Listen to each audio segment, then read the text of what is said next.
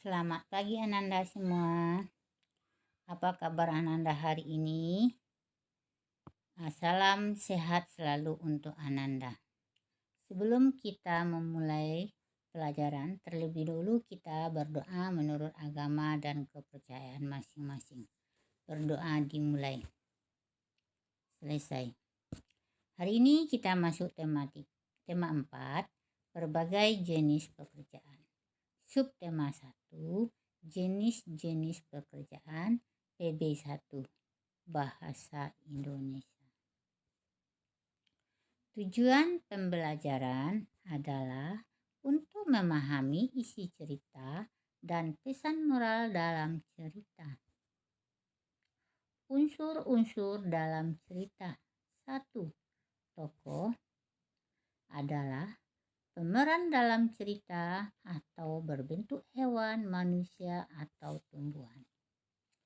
Yang kedua, alur adalah jalan terjadinya cerita. Yang ketiga, watak adalah sifat atau karakter dari tokoh cerita.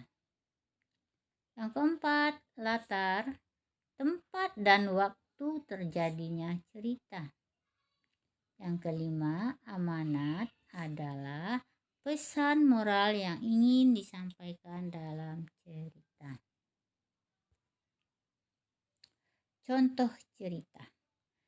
Judulnya Si Kura-Kura yang Sombong. Di sebuah danau hiduplah seekor kura-kura biru. Aku adalah kura-kura yang hebat. Rasanya aku bisa terbang seperti burung. Apa kura-kura? Kamu bisa terbang seperti aku? Hahaha. Baiklah kalau begitu. Gigitlah kayu ini di mulutmu. Aku akan membawamu terbang. Hei, teman-teman, lihatlah aku bisa terbang. Tak lama, tiba-tiba kura-kura menjerit kesakitan. Dia terjatuh karena kura-kura saking senangnya lupa dan melepaskan gigitannya. Aduh, tolong, sakit sekali rasanya. Hei, kura-kura, janganlah kamu sombong. Untung ada tempurungmu sehingga kamu tidak terluka. Itu adalah cerita. Kemudian dalam cerita tersebut kita analisis.